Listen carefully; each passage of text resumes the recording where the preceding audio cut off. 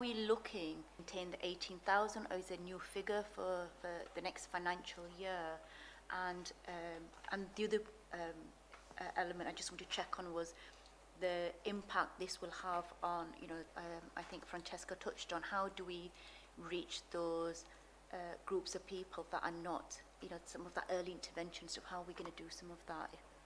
Thank you. Yeah, thank you. So we have seen the growth in those extended access appointments, and with the delivery of this new contractual element, we're certainly not wanting to build on it further. Requirements per sort of 1,000 patients it's required in the contract, but we already exceed that through the service that's delivered by the Leeds GP Confed, which continues going. Will be continuing to deliver more than is nationally required, because as I say, nationally to deliver appointments on Sunday, whereas we are going to continue to fund the delivery of Sunday access, because we know it's needed and wanted.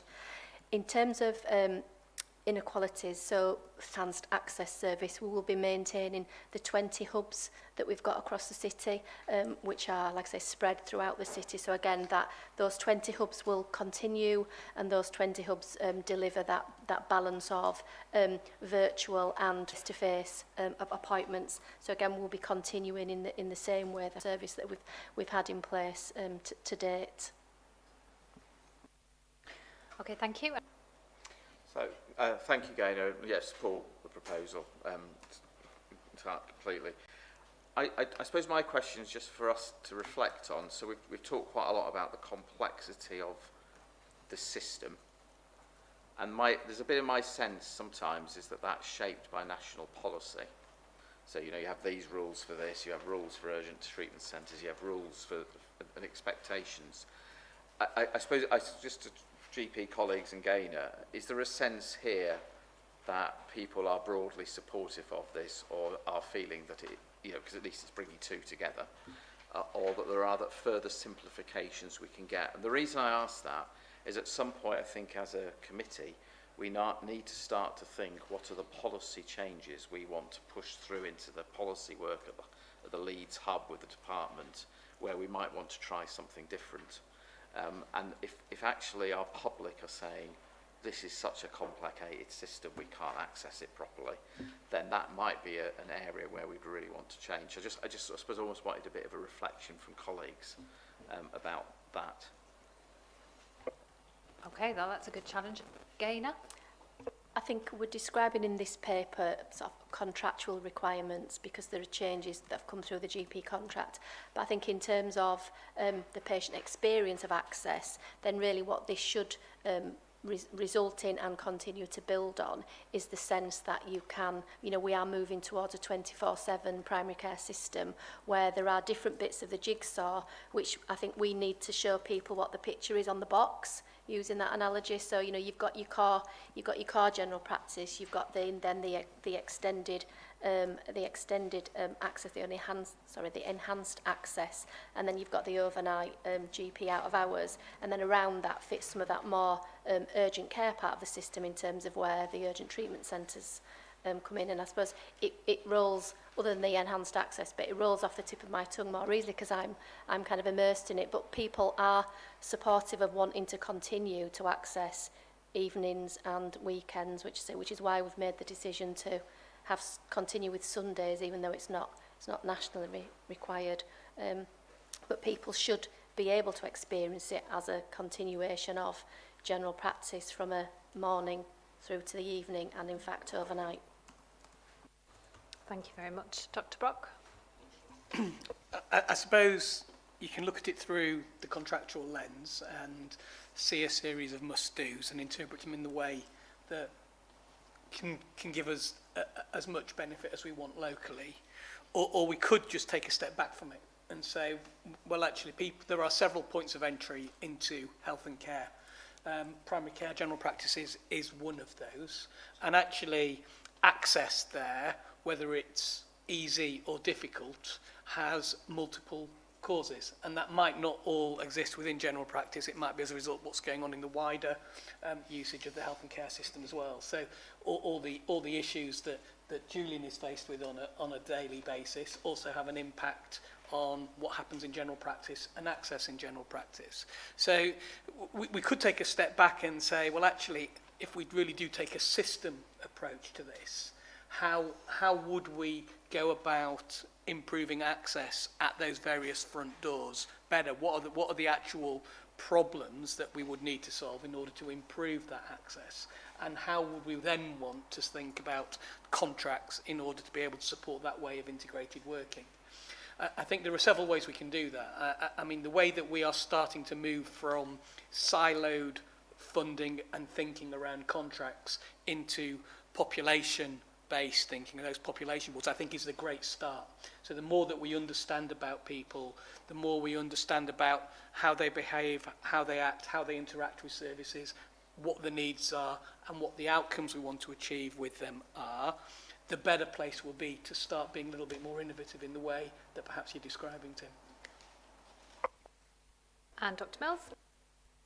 I suppose it's just a bit of reassurance that the service that we're describing is accessed through the online and telephone systems of general practice. Not whether that's reassurance or not, but it's not a separate service. So the appointments are at evenings and weekends, but you access it through your usual front door. And if you're streamed to telephone-based stuff, there'll be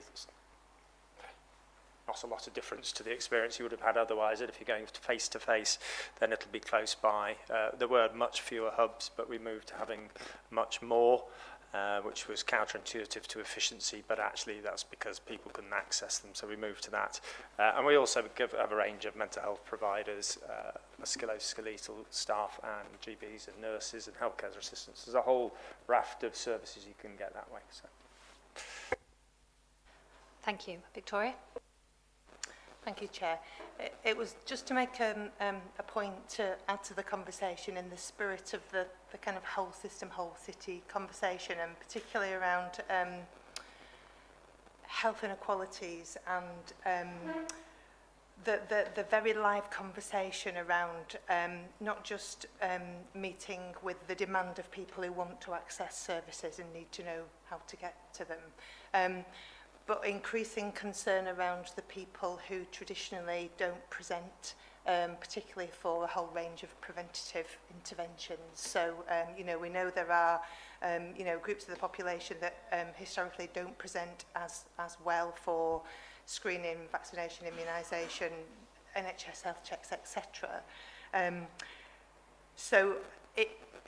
There's certainly concern around how that's feeding into the excess death figures at the moment, because we're starting to see, sadly, some of those people, being affected by the conditions that we should be working with them to prevent. So there is very much a need for us to, and we're very much hearing this nationally around an urgent need to come up with a solution that also meets those who aren't actively banging on the door, so to speak. So I know that we know that as a system, but it sort of it makes us think about those more creative ways to deliver, which part of that answer might be around primary care provision, but the alternative models of delivery that we know help us to reach all of those people. So I think it's just keeping that part of the conversation live and tracking those health outcomes in the populations that we're most worried about. So thank you. Thank you for that sort of prompt to remind us about the proactive nature that we have to employ to tackle health inequalities as well. Again, you might want to come in on some of that, but my kind of view, or the thing that pops into my head when talking about that sort of thing, and with the third sector being part of the partnership, is our local care partnerships. And I know we've called it primary care networks here, but I don't have an update of what local care partnerships are doing and how they're still working and things. So maybe that's an avenue for the work that Victoria's just been talking about. But do you want to come back on that, or perhaps at a future meeting? But yeah, happy to come back on that, and I'm sure Thea, as SRO for local care partnerships, will want to come in. I think obviously we've strayed into wider discussion, which is great, and on all of these points, it's a really valuable discussion. Obviously, the paper's presented with the contractual lens of we need to get the governance right for the assurance in relation to the enhanced access plans. But in terms of that wider discussion, the way I always describe it is the primary care network is the yolk in the LCP egg. And I know some people like that and some people don't like that, but it kind of works, because I think there are some things in the context of working with communities and addressing all of the things that we've talked about. There are things that general practice need to do with itself, for itself, in order to make improvements, but increasingly making those improvements on behalf of the population have to be done in partnership. So whilst we can talk about improving some of the things that general practice is required to do, we need to do that in the context of those broader partnerships. So we have got the active involvement of all of the 19 PCNs in the LCPs, and there are programmes of work that each of those LCPs are on with, and some of those quite clearly touch some of this access agenda. So, for example, there's a couple of local care partnerships that are doing work around digital inclusion, part of which is how you might be able to access health services digitally and being supported to do that. So there's a definite connection and definite close working, I think, from a primary care network development in the context of the wider LCP development. But I'm sure Thea might want to add.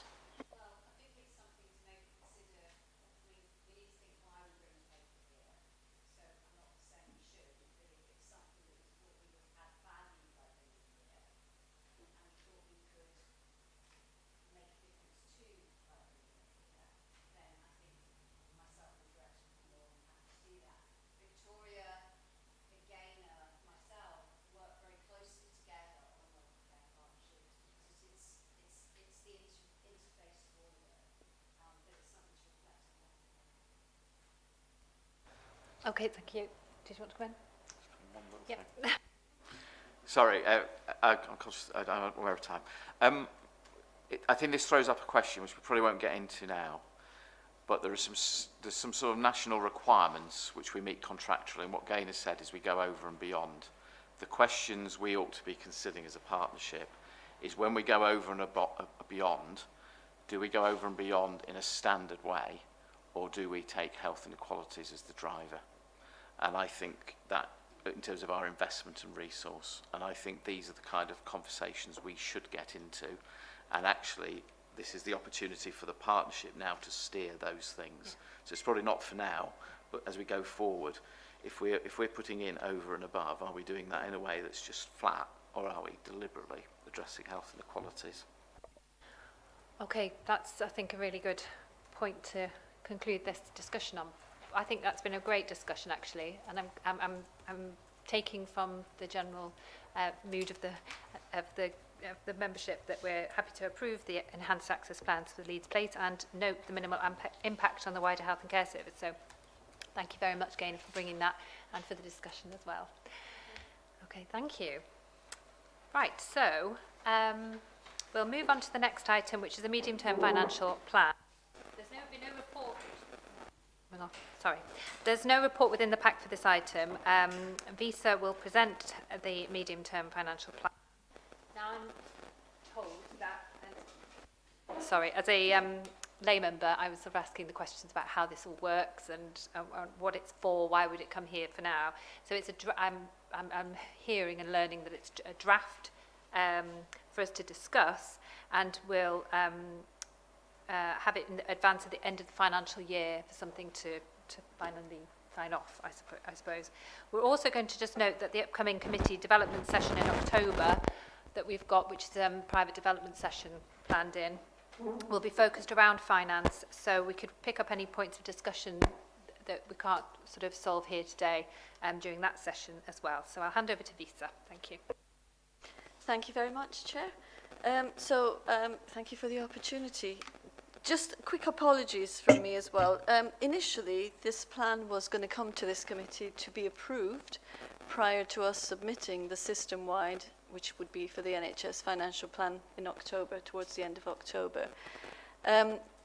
That's because of the change in Prime Minister and all sorts of things that have happened, and also Secretary of State for Health. That timetable has slipped, but it was useful for us to share the thinking anyway, rather than defer the item till December, because once we get to December, it'll be really, really quick in terms of financial planning, or not, if the COVID era is anything to go by, where even 2 months ago we were still planning for this kind of financial year. It's really kind of more of a canter through, which is why there's no paper, but it's a bit of a thinking through of what we're doing. And again, that question about what's in scope and what's out of scope might be useful. So next, there we go. So in terms of the COVID era, just for people to be aware, you can look at my screen if it's too small. If it's in the COVID era, 1920 was the last time we did anything sensible with finances in terms of financial planning, because as soon as COVID hit in March 20, the NHS was, the control for NHS finances was taken back to the centre. Trusts were directly given quite a lot of resource, top-ups, COVID monies, etc., just to make sure the system could cope with the influx of patients around COVID and all the challenges that we were facing. And so the trail between the resources that systems were allocated and what we spent on services has been lost. And that regime continued into 21-22 and again in 22-23. So 23-24, all the COVID top-ups will disappear in theory, at least that's what we're told, unless anything else is told to us otherwise. And we will go back to the levels of allocations we had prior to COVID. In the interim, though, because of the extra resources that have gone in, lots of parts of the system have either invested in new workforce or have brought in workforce using agency and bank, etc.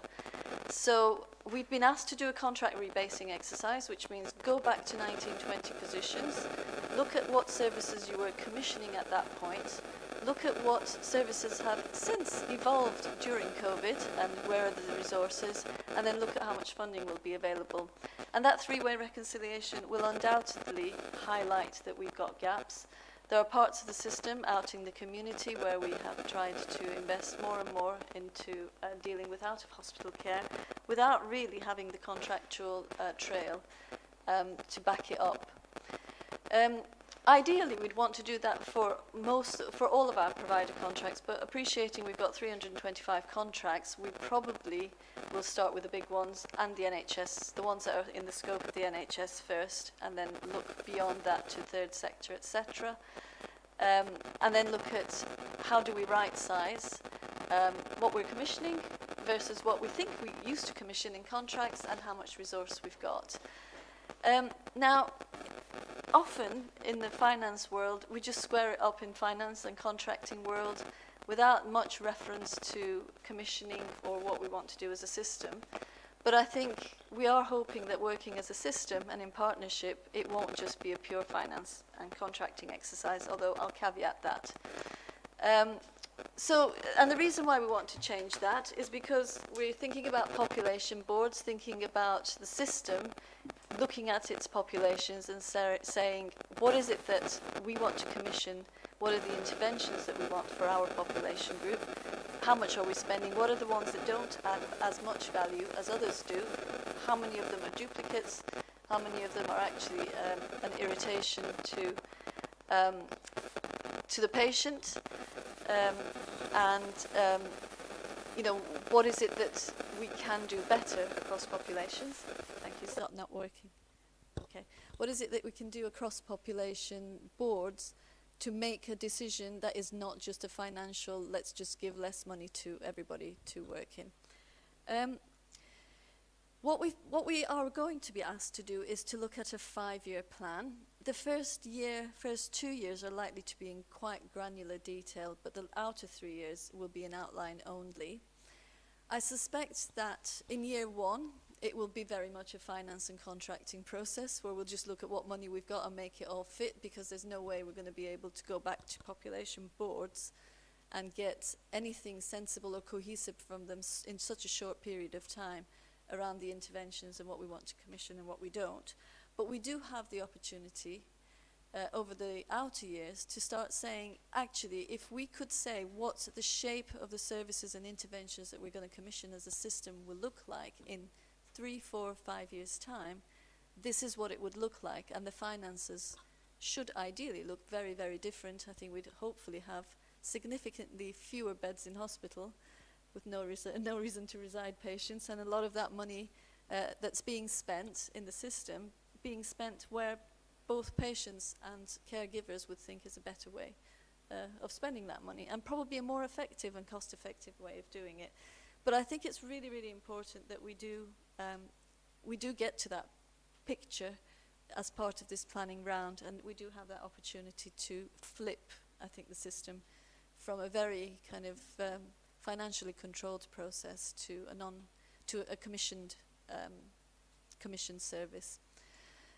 Just to give you an idea of the underlying position, so we've done a first cut. We've given ourselves a target that as a system we will still have a forward view of what our financial plan would look like by the 1st of October, regardless of whether the timetable has slipped. And we have built a picture. I think the Leeds and York Partnership Foundation Trust, theirs is going to be, that's the best case scenario, but it gives you a sense of the size of the gap that we've got, because all of us this year have used balance sheet flexibility, non-recurrent means, the fact that we've got vacancies in the system, slippage on schemes that we've started to balance up. All of those will disappear next year, so we will have an underlying position of 104 million. I'm sure the council will not be sort of against me sharing their position, which is also a £66 million gap next year that we can superimpose on top of that, because seeing that we provide services in partnership, that gives you a sort of sense of the scale of the services that are going to be struggling in terms of finances. So for me, that's kind of the size of our challenge. Yeah. Just very, very quickly, just so for those of us who aren't finance experts, and just to be really clear, we're saying that that's a gap of 100 million rather than, so we're a deficit of 100 million, Or we'd like to talk about, we need an efficiency requirement to balance our books, because we won't have a gap, we will have a balanced plan. But yeah, because we're not allowed to. But yeah, I mean, in all seriousness, that's the gap. I mean, the context of it is we're probably a £2.5 billion economy, so it's a big figure, but it's in the context of a very, very big figure. And that's why we talk about efficiencies, because the question is, can we within that find ways of doing things more efficiently as systems to save that money? And also bearing in mind, this makes an assumption that we do not pay more than 1 or 2% in terms of pay rises if the cost of living cost pressures are so significant that we have to pay more. Then we are assuming that there will be some kind of national funding. Now that's quite a big assumption, because even then I'm not sure that what we might get will necessarily cover the costs of everything we might want to pay. So that goes back to the workforce gaps as well. And that's the efficiency requirement to stand still. If we as a system say, actually, we want to reserve, I'll make up a figure, 10 million to invest in doing things differently, then we need to create additional headroom if we want to invest in transformation, be it digital, be it double running costs of doing things differently, etc. So I think it's kind of, that's the context that we need to think about as well, a question. What we want to stop doing, and we have made huge progress during COVID, is do our planning in silos. So we all do each of our plans, put our cost reduction schemes in. Probably some of it will be cost shifting to go around a merry-go-round that goes, we're going to cut loads of services. Oh, but I have now a bigger pressure, so let's just cut some more. We're trying to do this on a much more collaborative basis, taking a holistic view of if we do reduce services, and that's why the population boards are so important. What does it mean to the system before we just go, oh, I've got my QIPP, but you're now in deficit. We do need to run parallel in terms of the short and long term. I think I've explained that. The short term is going to be a very quick finance fix. What can we do to get over the line? It's the long term picture that we need to really keep our eyes on. I think that's where the effort needs to go into, and how we flip from the short-termism of being led by the finances to the long-term planning process. I've talked about the emerging population boards, talked about collaboration. We do need a lot of transparency, but that creates its own challenges because remember that we are statutory organisations with commercially sensitive information as well. So there is a balance, a fine balance for us to walk along, and trust. We need to build up trust around if we do share information, how do we make sure that we don't abuse that information to the detriment of each other. And I think that's all I was going to say. So question, I guess, for me is, do we all share, I wanted to consider, do we all share this aspiration of this is how we want to do things? Do we believe that the boards are the best place for us to make collective decisions? Can we work towards a transparent information sharing? Or if there are real commercial issues, can we find ways around them? Or and is there a better way of doing something collaboratively that's not necessarily through population boards? And if there is a different way of doing it, what else is there that we can do to do this collectively? Because at the end of the day, we will be asked to sort out the 104 million as a collective in future, and not as individual organisations by the West Yorkshire system. And if we don't address them, a lot of things we talked about, like the capital schemes that we're getting access to, will immediately be taken away from us until we sort out our finances. So it does sort of spiral into a double whammy. So just to give, again, timescales, it's slipped to December, but I still haven't seen anything in writing in terms of planning guidance. Submissions hopefully throughout Q4. Financial plans ready for March for us to support and approve here. And what we are doing now is to develop the do nothing. So if nothing changes, this is what the finances will look like next year and for the next 5 years. What we need to superimpose over that is our aspiration for years 3, 4, and 5. And then finally, discussion, I guess, is if we do need to, well, we do need to reduce spend, find efficiencies. What is it and where do we want to reduce spend? Do we want to reduce activity in areas that we feel don't add the most value?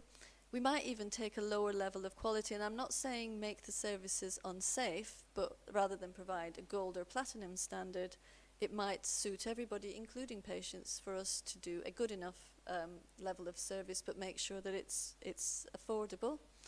Those are the sort of conversations we might want to have as a system. Do we want to disinvest in areas where neither us nor patients feel add value? And do we want to make room for transformational change? So those were my questions. Thank you, Lisa. Thank you very much for that. Anyone want to come in first? Thea? I mean, in many ways, this is the heart of what this board should be about, in my personal view.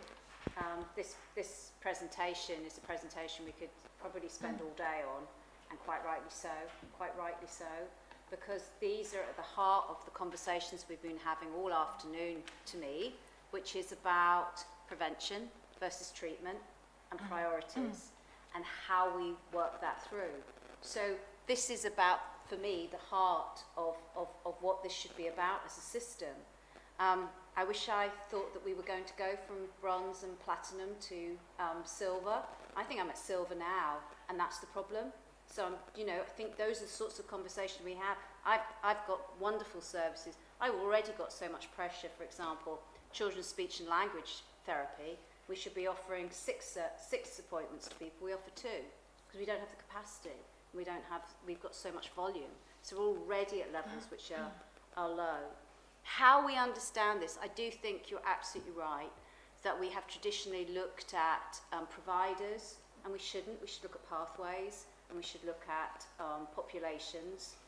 And I think that it's very difficult to move to that place, but we've got to try and understand that. And I know that people are. And then I think there's also having some way in which, as a board, we understand, as increasingly we empower population health boards, what their thinking is. So I recently have had feedback from Population Health Board who have decided not to invest in what my view personally would be both the preventative and community-based part of care. And I don't understand that decision, and I don't understand where any assurance or challenge to that is. So it's just our learning. So I'm going, how do I understand that, and where would I challenge it? And I don't think I know how to. So I think it's the heart of this, Chair. I think this is something I can't answer your questions, but I think collectively we must work out how to do so. Okay, thank you. There, I wrote down, just as, you know, when you were finishing your speaking, do population boards have an idea of what the current budget is for that pathway and that population?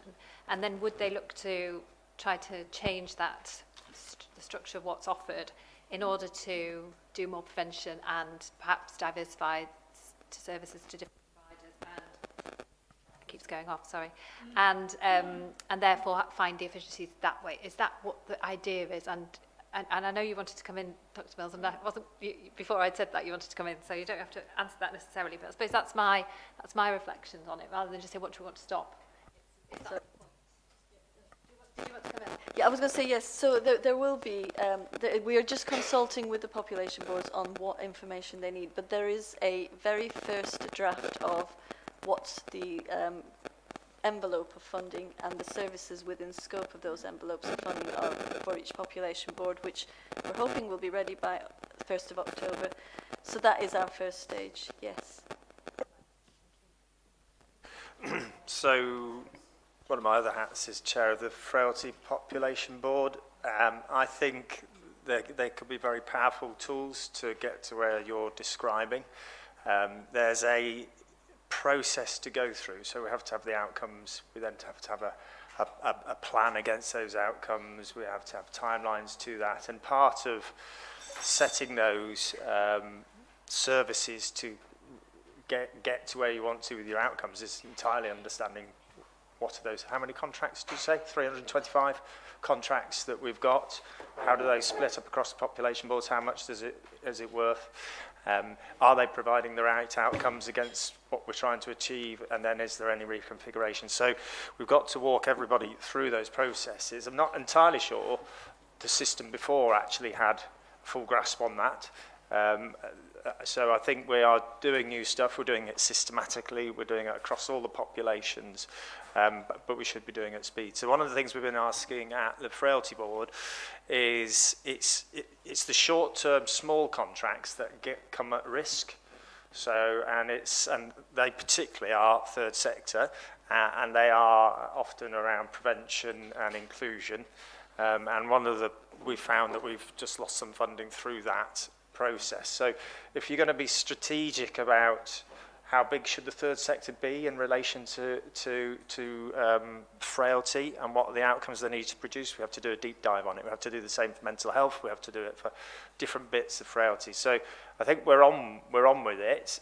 It's really exciting stuff, important, but it's dead tricky about how you start to pick out which bits of recurrent contracts sit where and who do you talk to. So it'll reveal a whole lot of complexity. But if we have clinicians and service leaders acting and thinking as though they work for one organisation, which I think this process drives, it will lead to different decision making.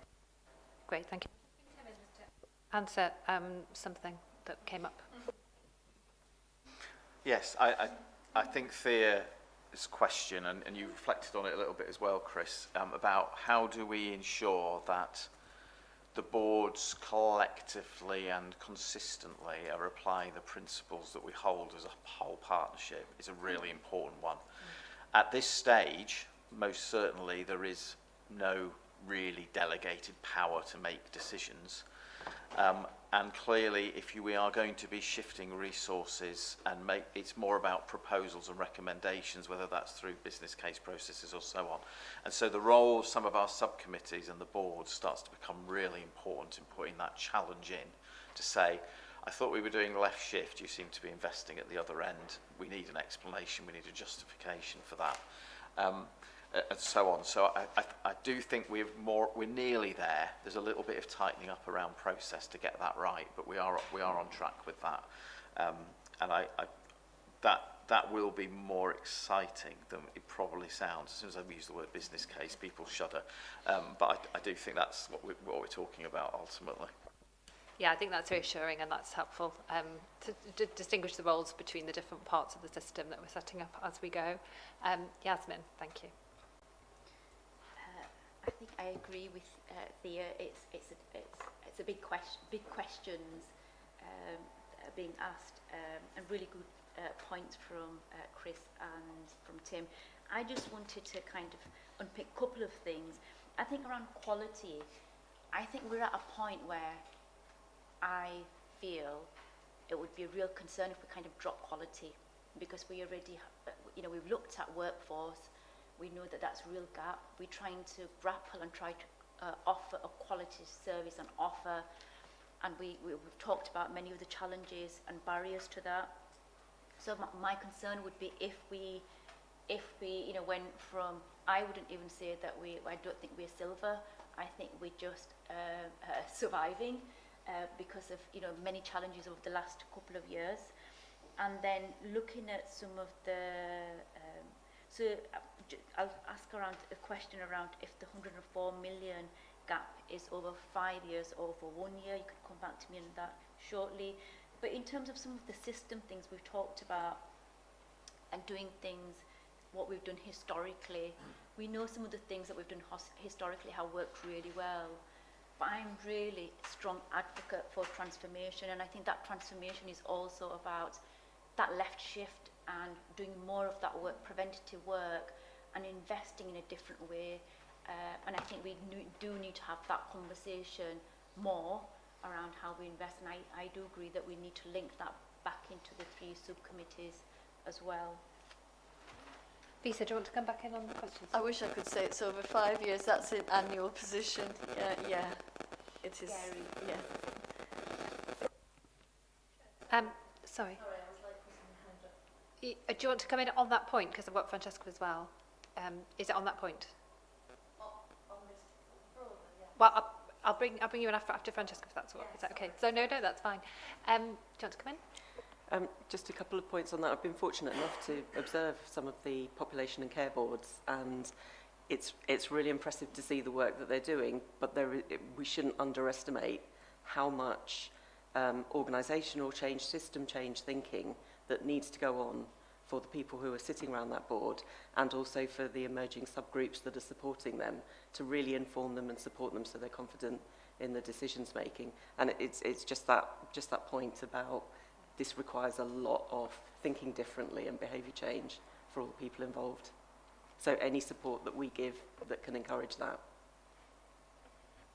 And the nature of it will be that the different boards will have different appetites for risk and pushing on and transformation, and be more conservative, with a small c, or less so.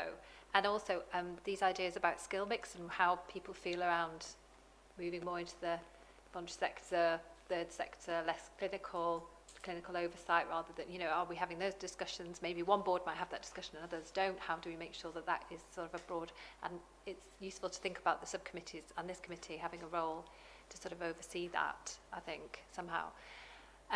Victoria? Thank you, and sorry for any confusion. I didn't mean to push in, sorry.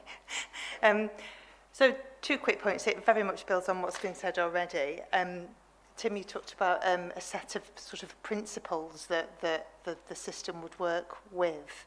I suppose it's sort of checking out that we've kind of tested whether or not we've got that set of principles right in the world that we live in now. So I think people have alluded to, commitment to prevention, to commitment to left shift, health inequalities, which are all absolutely at the heart of what we are.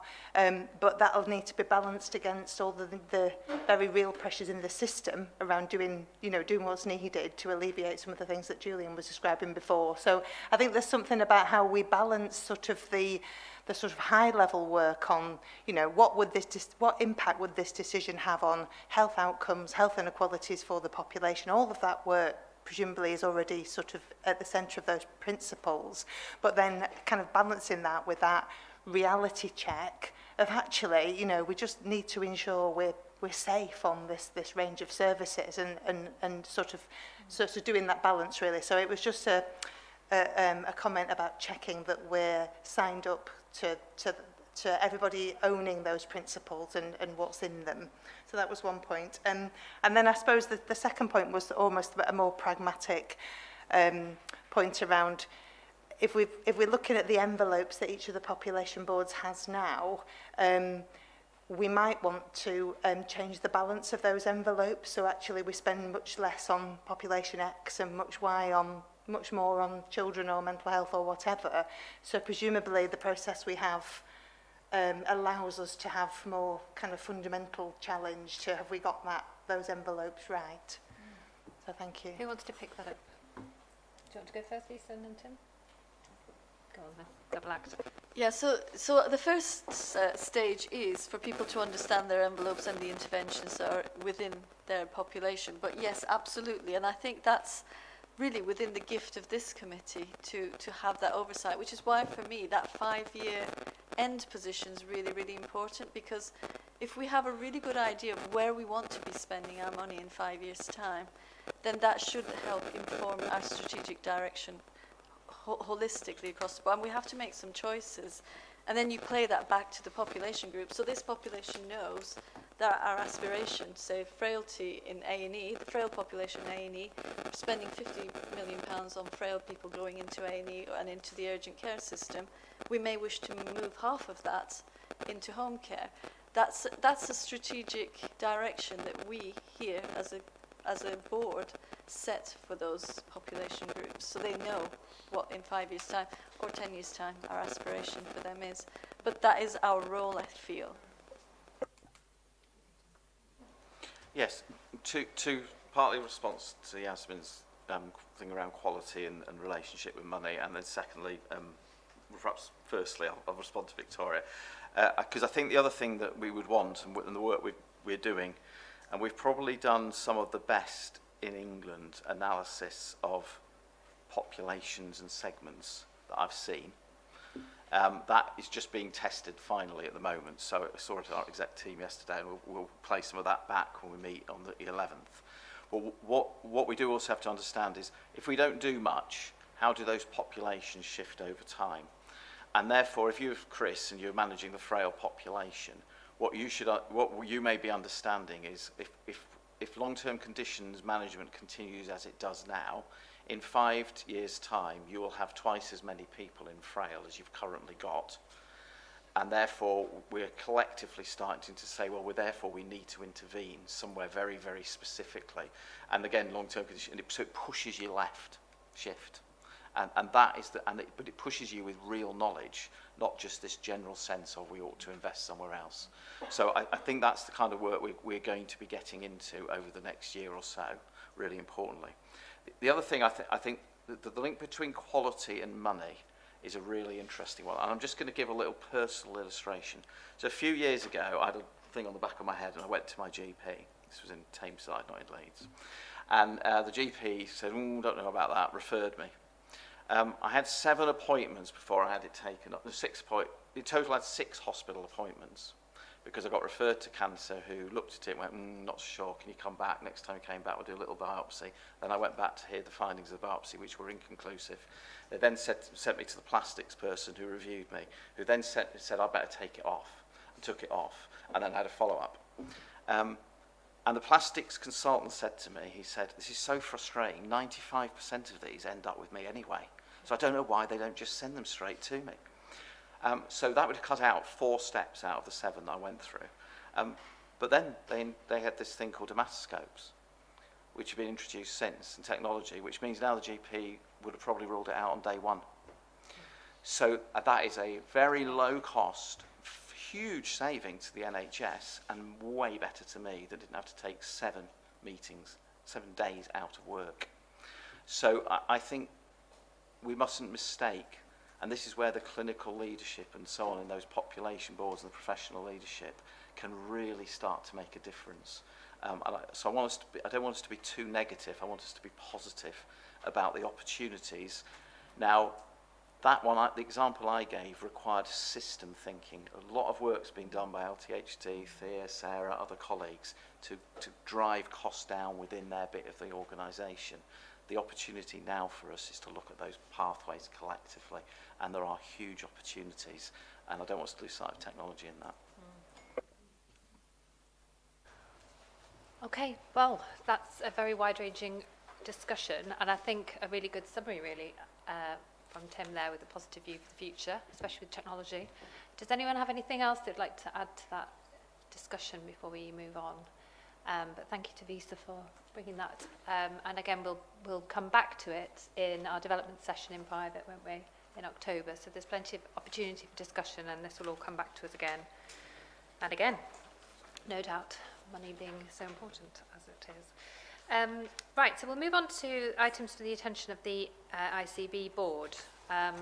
So, as the subcommittees have to assure this committee that they've looked at the issues relevant to it and provide a report, we also provide a report to West Yorkshire on alert, assure and 3A's. Advise, that's it. Sorry, thank you. It's a long meeting. And so if we can identify items today which we think the ICB board needs to be alerted or advised on or assured on, could we put that forward in this item? Is there anything you'd like to particularly put forward to West Yorkshire? Yasmin. I think we touched on, for me, one key things that's come out is around the workforce, the risk, and adding that to the risk register and just alerting that to the West Yorkshire board, and also hopefully seeing that there'll probably be a pattern there as well. West Yorkshire need to think about system-wide issues for West Yorkshire, don't they? And workforce is certainly one of those. So, Cheryl? Yeah, thank you. I think the whole governance around the risk framework, the discussion on that, I think, was really helpful, but I think also reaches into the West Yorkshire position, so I think that's important. And also, if I can have two, the last discussion around the medium-term financial plan, I think that's really key in terms of setting out how we're going about it in Leeds, because obviously that does connect into the West Yorkshire position and can influence and reach in terms of impact to that West Yorkshire position. And I'm thinking about that particularly in context of some of the discussion that we had at the Finance and Best Value Committee, which was about how the West Yorkshire ICB actually allocates, and you know, the potential for differences in allocations between places. So rather than get into that debate now, I just think it's really important that we flag back the arrangements that we're going into in terms of that medium-term financial planning process. I think they have two really good items, and good item from Yasmin as well. Anything else that we'd like to add? Tim, do you have anything that you want to summarise? I'm always a little bit nervous what we choose to escalate, but you know, we can't pretend we're not challenged around the sort of system flow piece that we said at the beginning, and I think it's wrong not to alert. You know, I know they know because we alert through multiple mechanisms, but given this is a committee that's looked at what the pressures are in the system, then it doesn't make sense for us not to include that as something we want to, and we can advise in terms of what we're doing about it. But I think we should have to include that really. Any voluntary third sector sort of items do you think they'd like to share with them? Not above and beyond what we've already mentioned. Okay, so is that Sam? Is that Yeah, I think the other thing I had was around the People's Voices item and actually how that set the tone, and we kept on reflecting back to that, so I thought that was really helpful. Yeah. Good. And I suppose we need to share our good practice with West Yorkshire and, you know, encourage them to follow our lead as well if there's anything we can help with them, their work. Although I don't attend their meetings, so no idea what really goes on up there. So hopefully we've got things they can learn from as well. Right, so is there anything else on that before we move on to the forward work plan? Okay. So the forward work plan is presented for review and comment. It's important to note this is in development and is always a live document that can be updated. It's a system meeting and a system work plan. You know, nobody owns it as such. So please, if you have anything you want to add to it or think we should be looking at, I know Thea had some points earlier and she's not here at the moment, but we can ask her as well what items we'd like to put on it. They all did be discussed with the corporate governance team to ensure the committee is the most appropriate forum for that particular idea. So also the digital strategy and clinical leadership arrangement reports previously scheduled for this meeting were deferred until December, so they'll still be taken, but later on in the year. Any comments on the forward work plan? Okay. Is there any other business?